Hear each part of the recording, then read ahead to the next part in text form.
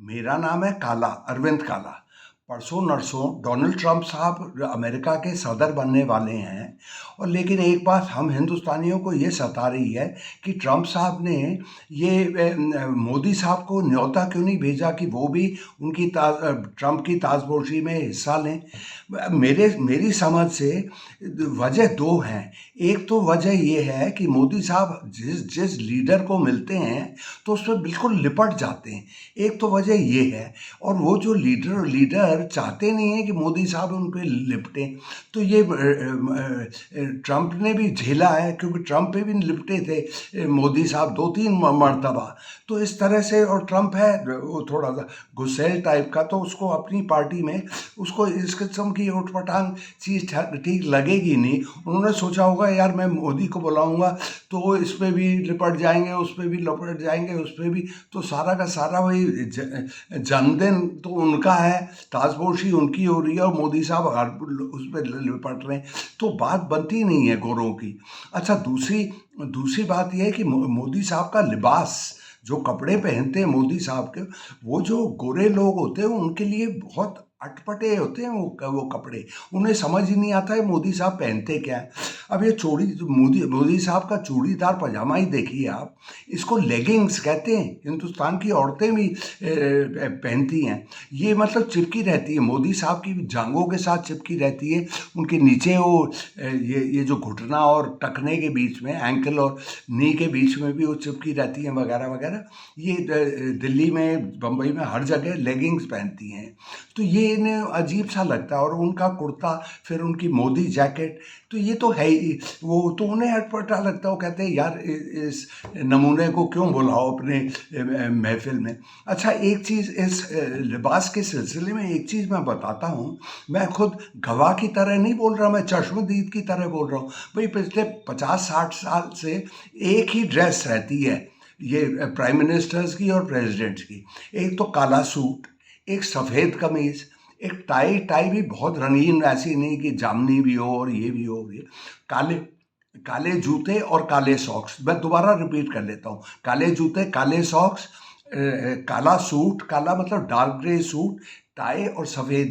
ये लगातार मैं देख रहा हूँ। अरे जिमी कार्टर के टाइम से वो रेगन, बुश, ओबामा, क्लिंटन, सबके सब, डोनाल्ड ट्रंप साहब खुद भी। तो ये स्टैंडर्ड ड्रेस है। ये ऐसा नहीं है कि ये यूरोप की और अमेरिका की भी है, ये पूरी दुनिया की ड्रेस हो गई है। भाई चाइना का जो वजीर होगा या सदर होगा, वो साउथ कोरिया का, जापान का पुतिन, अरे असाद जो वो मिडल ईस्ट का जो तानाशाह था जिसको भागना पड़ा, सब लोग ये पहनते हैं यही चीज़। अब मोदी साहब एक ही आदमी हैं जो ये सफ़ेद चूड़ीदार पजामा, फिर वो मोदी जैकेट, और उसमें मैंने दर्जनों पिक्चर देखी हुई हैं। पिक्चर मतलब तस्वीर देखी हुई हैं कि G7 या G20 की मीटिंग हो रही है, तो मोदी साहब सब काले सूट में, सब मर्द, और मोदी साहब अपने सफ़ेद उसमें हैं। तो ये ट्रंप को ये लोग बड़े फॉर्मल ओकेजन्स होते हैं अपने तरफ से। तो ये, और यहाँ पर मैं अपने को दाखिल करता हूँ थोड़ा इस कहानी में। मैं 11 साल पहले, जब वो मोदी साहब वज़ीर आज़म बने हिंदुस्तान की, तो और मैंने उन्हें लिपटते हुए देखा, तो मैंने उसी टाइम मजमून लिखे थे, लेख लिखे थे, आर्टिकल्स। और मैंने मोदी साहब को सलाह दी थी, भाई ये ना करिए, क्योंकि उन लोगों को अच्छा नहीं लगता जिन लोगों पे आप लिपटते हैं। क्योंकि जब वो आते हैं, जब आप बाहर जाते हैं, आप उन पे लिपट जाते हैं, जब वहाँ के बाहर आते हैं तो ये। अब मैंने पुतिन को देखा हुआ है, वो ये इसको ट्रंप को साहब को देखा हुआ है, मैक्रॉन को देखा हुआ है, 10 दर्जनों लोगों को, 50-60-70 लोगों को देखा है कि मोदी साहब लिपट रहे हैं। और मोदी साहब को ऐसा नहीं है कि ये बाहर के वेस्ट के गोरे लीडर्स, मतलब बॉडी कांटेक्ट उनका भी वो रहता है, लेकिन वो इस तरह से एक हाथ उनके पीछे जाता है, एक ऐसे, दोनों ऐसे थपथपाते हैं, और वो 2 सेकंड में अलग अलग हो जाते हैं। और फासला रखते हैं, एक गज दो। लेकिन मोदी साहब तो बिल्कुल ही दोनों हाथ से ऐसे लिपट लेते हैं जैसे कोई जिगरी दोस्त मिल गया या आपका भाई मिल रहा है वो 1 साल के बाद। तो इस तरह से ही तो भाई ये जो है, ये दुनिया का, जो परसों नरसों जो होने वाला है, ये दुनिया का सबसे बड़ा जश्न है। जश्न दिन, जश्न शाम, सब कुछ सबसे बड़ा। अरे दुनिया के सबसे बड़े लोग, और मोदी साहब ऐसे, अब हिंदुस्तान को क्यों नहीं मिला? अरे भाई एल साल्वाडोर को मिला है, 60 लाख आबादी, 60 लाख आबादी जिसकी, मतलब दिल्ली में तिगुने रहते हैं एल साल्वाडोर के मुकाबले। वो जो बीच पट्टी में एल साल्वाडोर किधर है, अमेरिका और लैटिन अमेरिका बीच में जो ज़मीन की पट्टी है, उसमें वो अर्जेंटीना के प्रेसिडेंट को बुलाया हुआ है, ब्राज़ील के पुराने प्रेसिडेंट को बुलाया हुआ है, हंगरी के वज़ीर आज़म प्राइम मिनिस्टर को बुलाया हुआ है, इटली की प्राइम मिनिस्टर जॉर्जिया अरमानी ये मेलोनी को बुलाया हुआ है। अरे और ब्रिटेन के वो उन्होंने नाइजेल फराज को बुलाया है, जो अपोजिशन पॉलिटिशियन है। उसका मतलब यही है जैसे ट्रम्प साहब डोनाल्ड मोदी को ना बुलाएं या ममता बनर्जी को बुला लें, नाइजेल फराज को बुलाया हुआ है। फ्रांस में भी उन्होंने यही किया है, वो मैक्रॉन को नहीं बुलाया जो उनका वो प्रधानमंत्री है, उन्होंने उसके ऑपोजिशन वाले को बुलाया हुआ है। तो और ब्रिटानिया के वज़ीर आज़म प्राइम मिनिस्टर को नहीं बुलाया क्योंकि ट्रम्प साहब उससे चिढ़ते हैं, मैक्रॉन से भी चिढ़ते हैं। मैक्रॉन जो वहाँ का प्राइम मिनिस्टर है उससे भी चिढ़ते हैं, तो उनके ऑपोजिशन पॉलिटिशियंस को बुलाया हुआ है।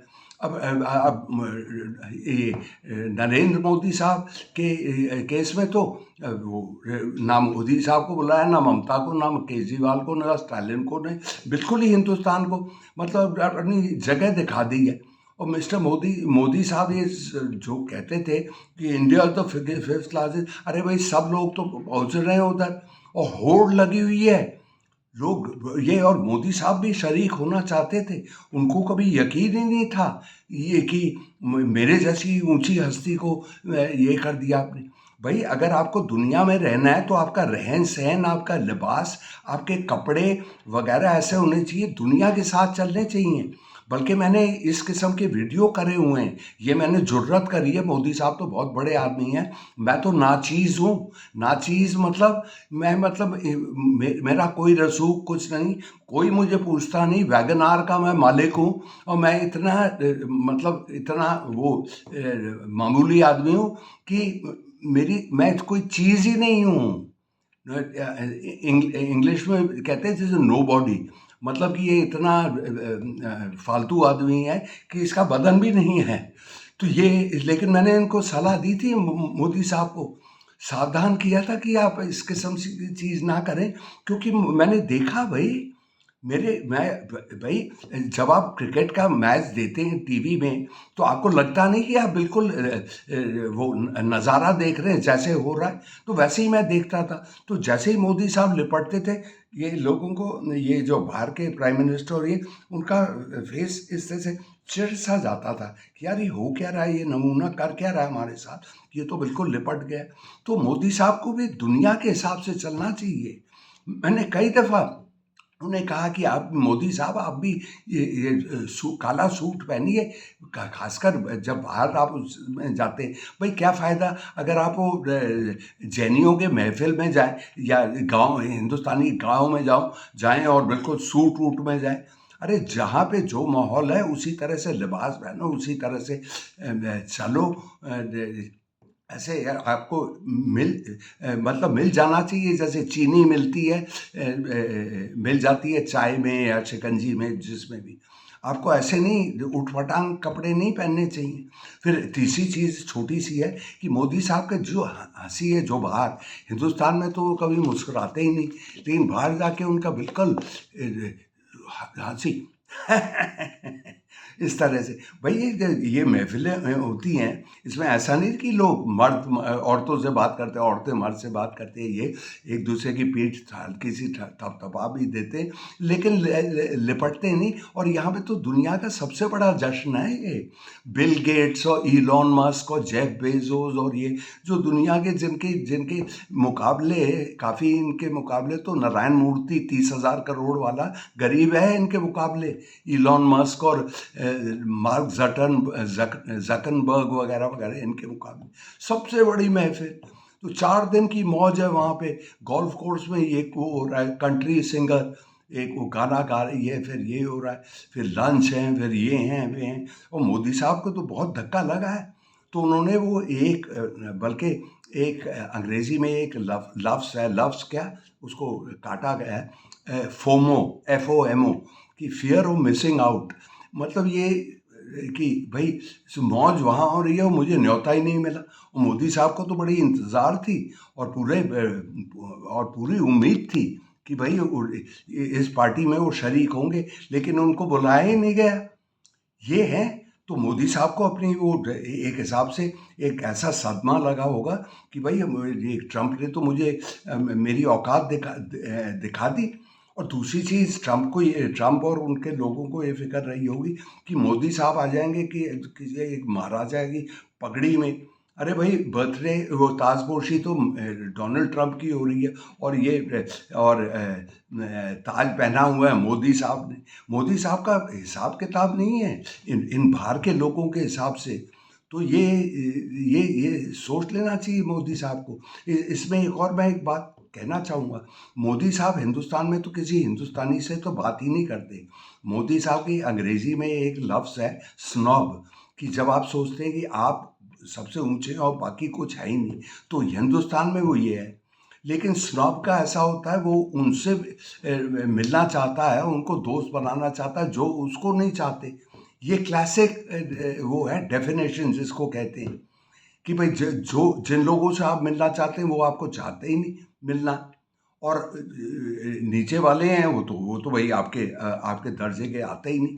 तो मोदी साहब के लिए ये एक बहुत ज़बरदस्त सबक है। और फिर मैं मोदी साहब को सलाह दूंगा, भाई जब आप इन बाहर की महफिलों में जाते हैं तो आप उन्हीं की तरह रहिए, उन्हीं के किस्म का लिबास होना चाहिए। मोदी साहब का ये जो इस पे भी मैंने कहा हुआ है, वो कभी कभी बंद गले का कोट पहनते, काले रंग का, जो कभी बाहर जाते हैं, नेहरू नेहरू जैकेट जिसको कहते हैं। मैंने उनको ये भी सलाह दी है कि ये ना पहनी, क्योंकि ये एक खूंखार तानाशाह की ड्रेस है। वो जो मोटा है ना नॉर्थ कोरिया का, जो इतना बेरहमी है कि उसका एक सलाहकार था, उससे नाराज हो गया। उसने उस सलाहकार को एक भूखे कुत्तों के पिंजरे में डाल दिया और कुत्तों ने उनके चीर के दिया। वो वीडियो मैंने देखे, आपका दिल दहल जाता है। एक और वो सलाहकार था या इसका आर्मी कमांडर था, उसको उसने तोप से उड़ा दिया, तोप। तो इस किस्म का आदमी है, और वो ही कपड़े पहनता है जो मोदी पहनते हैं। मोदी साहब तो कह सकते हैं कि भाई ये तो नेहरू के टाइम का है, लेकिन भाई आप वो लिबास क्यों पहन रहे हैं जो एक खूंखार तानाशाह पहनता है नॉर्थ कोरिया का। खैर साहब, बड़ा लंबा वीडियो हो गया और ज़बरदस्त बात कह रहा हूँ, प्लीज़ सबसे शेयर करिए। और मेरे रुखसती का टाइम हो गया, तो और अगर आपको ये अच्छा लगे तो प्लीज़ मेरे इसका वो सब्सक्राइब करिए। तो खुदा हाफिज़ कहने का टाइम हो गया, तो खुदा हाफिज़।